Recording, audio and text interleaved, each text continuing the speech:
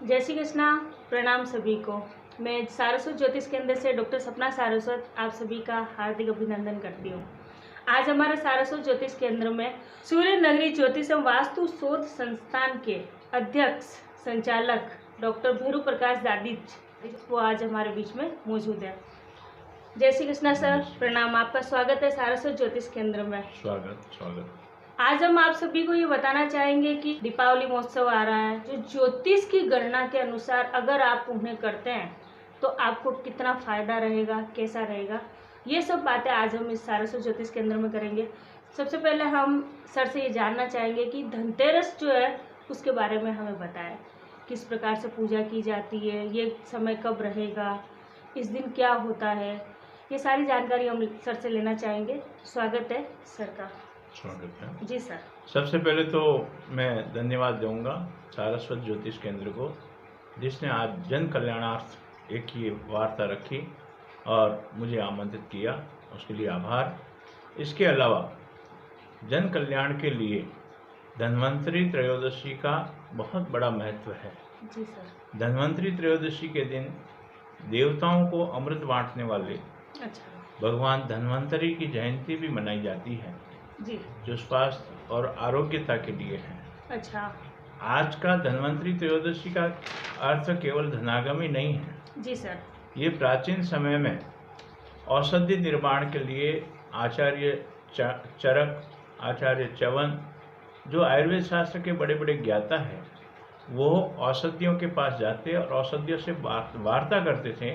जी sir. और उन औषधियों को ग्रहण करने का अपना समय होता था। जैसे आध्यात्मिक क्षेत्र में कुशा, डाब जिसे कहते हैं बोलचाल की भाषा में, उसको ग्रहण करने के लिए श्रावणी पूर्णिमा का एक महोत्सव होता है, उसी दिन कुशा ग्रहण की जाती है। उसी प्रकार धन्वंतरी त्रयोदशी के दिन उसमें औषधियों को ग्रहण करके उनको शोधन करके जिन औषधियों का निर्माण किया जाता है वो अमृत तुल्य होती है। अच्छा। और इसीलिए अंग्रेजी में एक शब्द है एक्सपेरिमेंट। जी सर। लेकिन हमारे आयुर्वेद में किसी प्रकार का एक्सपेरिमेंट नहीं है। वो प्रयोगशालाओं से सिद्ध करके उन औषधियों को रोगी को दिया जाता है और वो 100% स्वस्थ होता है। जी सर। इसलिए धन्वंतरी त्रयोदशी के दिन शुभ समय में भगवान धन्वंतरी के छाया चित्र की पूजन करके चिकित्सक लोग जी सर उनकी पूजा करते हैं, उनसे आशीर्वाद देते हैं कि जिस प्रकार उन्होंने औषधियों को ग्रहण करते हुए रोगियों की चिकित्सा की और वो रोगी निरोग हुए, रोग मुक्त हुए, उसी प्रकार हमारे पर भी आशीर्वाद बनाए रखें ताकि हमारे द्वारा दी गई औषधि भी उनके लिए रुग्णता को समाप्त कर सके। वर्तमान समय में कोरोना महामारी जो एक भयानक रूप लिए हुए हैं, बिल्कुल सर, उसके लिए इस दिन यदि गिलोय, तुलसी और नीम इसका काढ़ा बना करके निर्माण करके काली मिर्च और तुलसी के साथ में दिया जाए तो वह रोगी 100% लाभ प्राप्त करेगा और निरोग होगा। ये एक स्वास्थ्य का चैप्टर है, स्वास्थ्य संबंधी है। इसके अलावा भी धन्वंतरी त्रयोदशी के दिन कुबेर की पूजा की जाती है। व्यापारी लोग स्थायी धन से, लक्ष्मी से धन तो प्राप्त होता है, लेकिन उस धन के स्थायित्व के लिए धन्वंतरी त्रयोदशी के दिन कुबेर महाराज का पूजन किया जाता है और कुबेर ही धन के प्रदाता है। जी सर। कुबेर की कथा यह है कि कुबेर यक्षराज रहे और भगवान शंकर को सोने की लंका तैयार करके भेंट की और फिर उसका वास्तु शांति कराने पर भगवान शंकर ने दक्षिणा के रूप में कुबेर को ही वह स्वर्ण लंका प्रदान कर दी थी। और कुबेर से फिर रावण ने उसको अपहत करके समुद्र में लेकर के चला गया था। ये भी एक कथा आती है। इसलिए धन के प्रदाता कुबेर भगवान है। धन्वंतरी त्रयोदशी के दिन कुबेर महाराज का पूजन करने से वह धन स्थायी रहता है। इसीलिए व्यापारी लोग धन्वंतरी त्रयोदशी से ही महालक्ष्मी पूजन आरंभ करते हैं और यक्षराज कुबेर का पूजन करके अपनी जो धन स्थान होता है तिजोरी, उसमें उन्हें स्थापित करते हैं और उसका मुख दक्षिणाभिमुख रखते हैं। अच्छा। ये एक धन्वंतरी त्रयोदशी का दोनों ही उत्सव जो है बड़े ही विशेष रूप से मनाए जाते हैं। और व्यापारी लोग इस दिन से जी सर। अपना पूजन, लक्ष्मी पूजन आरंभ करते हैं।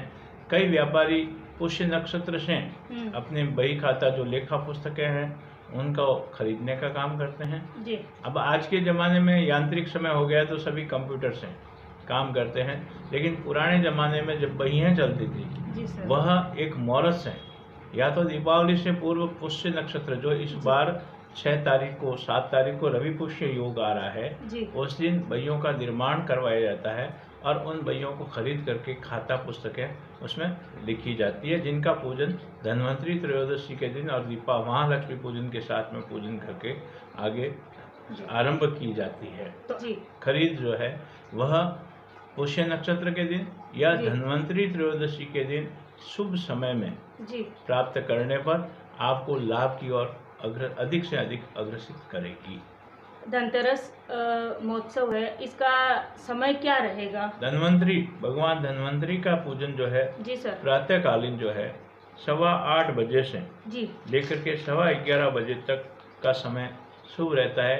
इस दिन भगवान धन्वंतरी का पूजन भी कर सकते हैं और आप जो है खाता बहियों से संबंधित स्टेशनरी का परचेज कर सकते हैं, खरीद सकते हैं जी। उसके अलावा जो है कुबेर भगवान के पूजन का भी प्रातःकालीन का समय ये श्रेष्ठ रहेगा जी सर। और इसी दिन से कनक धारा स्तोत्र जो लक्ष्मी प्राप्ति का स्तोत्र है उसका और श्री सूक्त का पाठ भी किया जा सकता है। धनतेरस की पूजन के लिए जो है प्रातःकालीन मुहूर्त तो 8:15 से 11:15 तक का रहेगा जी सर। उसके अलावा भी कई शुभ मुहूर्त जो चौकड़िए के हिसाब से लाभ अमृत चौकड़ी के हिसाब से शुभ वेला के हिसाब से मिलते हैं वे भी हमें प्राप्त होते हैं, जो मध्याह्न काल में जी।